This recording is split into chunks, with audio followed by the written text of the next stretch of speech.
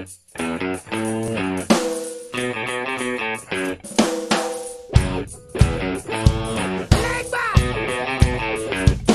it.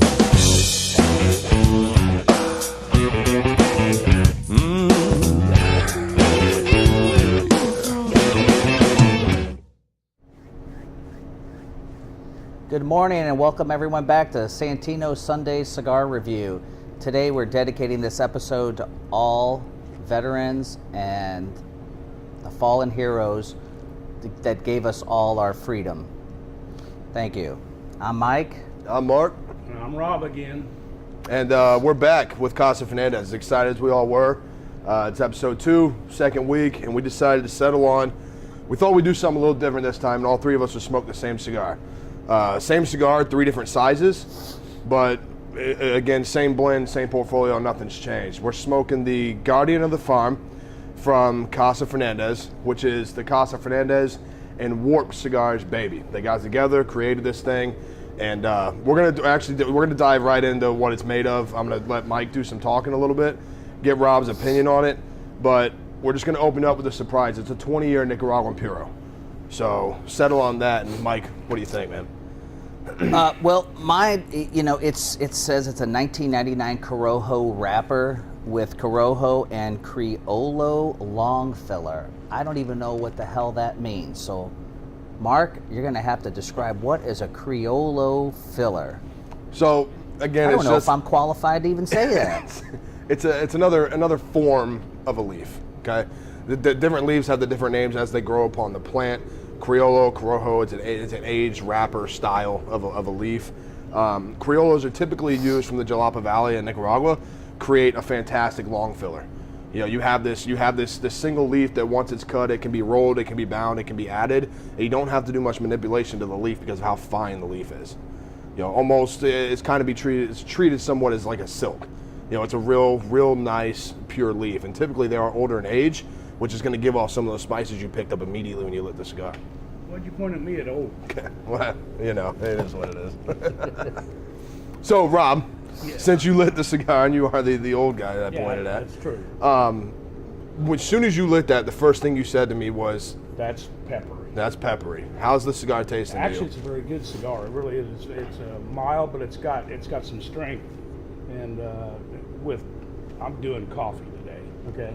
And it actually, man, it just enhances the coffee flavor, even though this is some of your Hawaiian brew, okay? It's not bad.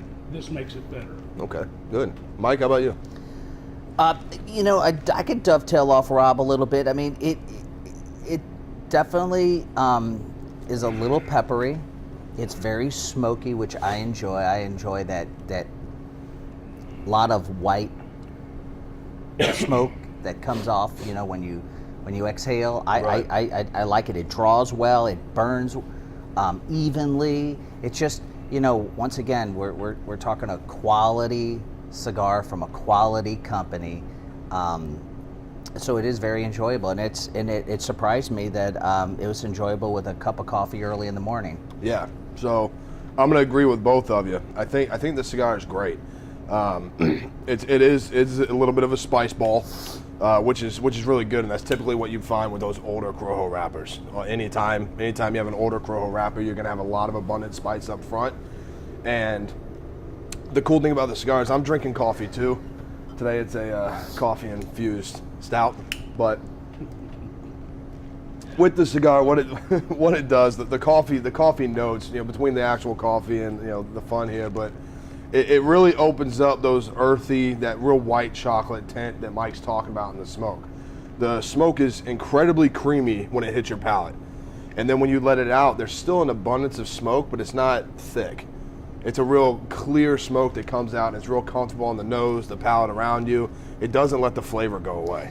And Mark, I bet there's some people out there listening to our review today, and I get a lot of questions in the humidor about a Corojo and a Sumatra wrapped cigar, right? Mm-hmm. I mean, we know what a Connecticut is. It's going to be more your mild side. We know what a Maduro is. But there's that little fine line between a Corojo and a Sumatra. What is the best way to differentiate or explain that to our audience, the subtle differences in those? Because they would both be considered in the medium range. Yeah. Yeah. But can you help a little bit with that? Yeah, I don't want to dive too far into a Sumatra leaf simply because no one's smoking one. And I don't want to fall into that, well, I compare this to this without them being here. But typically, when you put those wrapper leaves side by side, a Corojo can age better. It typically can just be stored away, age better, and the leaf will actually grow itself, and will actually, the oils of the leaf will actually generate more, creating more flavor, more complexity, stuff like that to the tobacco. Sumatran wrappers, Sumatran tobacco is really good, but I've yet to have a Sumatran wrap cigar that can break that medium play field, right? You take a Corojo wrapper like this and you let it age, this Corojo wrapper is building itself towards a fuller bodied cigar.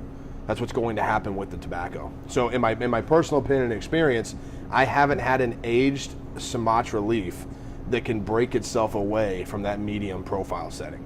And that's what makes Corojo tobacco to me so special, is that it is one of the only tobaccos you can take and age it, and it's going to grow itself. And really alter it. Yeah, I mean, it's kind of like wine gets older with age. It's kind of in my opinion, it's the tobacco of the wine that just gets older as it goes.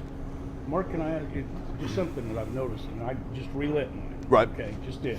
But from moment one when I first started smoking it to now, I can't believe that I've actually gone to a more complex taste in no more than 3/8 of an inch in this cigar. Right. I mean, is that common with? Well, and that comes down to, again, playing with that Corojo and those Corojo and Criollo long fillers. Okay. Anytime you've got a long filler, basically the way you think about this is you got a long straw, you got a short straw. You take a bunch of short straws and pack them together. One's got to light the other, and it's got to keep going, right? So you got one long straw, and you fill it full of candy. When you taste the candy at the top of that straw and get the bottom of the straw, it's going to change because nothing has altered itself. It's just going to go through its natural rotation, and by the time you get the bottom, it's going to change. Just interesting that I and caught that. That's one of the great things about it doesn't matter what long filler, any long filler. If you've got a good long filler, the cigar is built completely, you're going to notice that. It'll take every inch or so, you'll pick up something new. Right. Then you go another inch, and all of a sudden it's going to taste like it did as soon as you lit it.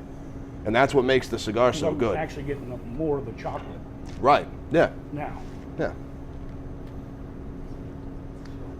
Mark, what is the price point of these cigars? So these cigars in all 4 sizes we carry, the one cigar from Guardian of the Farm line that we don't have here is the Apollo cabinet, which is the signature warp sign series. But all 3 of these cigars here at Santino's and the MSRP range between $825 and $975.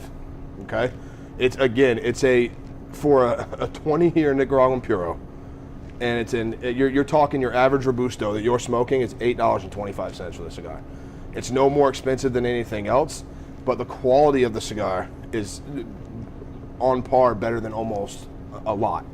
When it comes down to the creation, the actual tobacco used, the material made with it. So for a cigar sitting inside that $825 to that I said $975, I mean it's an all-day steal. Great cigar for the price, man. Well, we're at that highly anticipated part of the show where it's try, buy, or deny, and we're going to tell you why. And in the breakdown, Mark, start us off.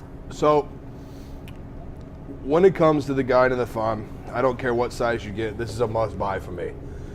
When you look at the price point and you look at the quality of the cigar, you look at everything that's involved in the cigar itself, there's no argument, If you're not a smoker often, it's going to be a little full for you. But if you are a full-bodied smoker, this is a perfect cigar to have early in the morning. It's got a lot of the robust, full flavors. There is those pepper notes that develop nicely throughout the whole cigar, but it's never not any point where it's so blunt that it's going to open you up and you got to worry about what you're doing and when you do it. So for me, the cigar, it's a must-buy. Come in, get it. If you have it in a shop near you, stop in and buy the cigar. Try it. You will not be upset. Rob, what do you think? Well, it is. It's a great cigar. It really is. It's like you said. It has the peppery notes, and I would try this cigar, and I would buy this cigar. It's a great cigar, and something that I kind of just noticed by happenstance, which since you guys know me, I do a lot. There's 3 different ages here. Okay. And this cigar seems to actually lend itself toward whatever age group you actually are. Right. it just becomes a really good go-to kind of cigar. Transparent, you could Yes. say. Yeah. It's a great cigar. Mike? I'm going to throw in a little bit of a curveball. This definitely is a try and buy for me, but here's the caveat. I like to ease my way into a day, and this would not be my first cigar of the morning with my cup of coffee because of the pepper and spice. For me, I like to ease in my day with a more mild cigar. This would be a great afternoon or evening cigar.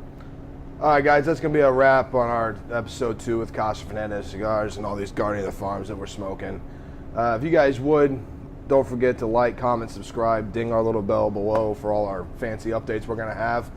Rob, kind of give us a little bit of the last word on that cigar. It's a great cigar. It actually, like I said, it has changed a little bit throughout the period that I've been smoking it, but it's a very robust cigar, yet very smooth. It has a little peppery, little chocolate taste to it. It's actually a great cigar, but then again, Mike doesn't sell anything but great cigars. Yeah, there we go. Mike? And remember, folks, the only difference between a good cigar and a bad cigar is the cigar. Cheers. Have a good week. See you back next week.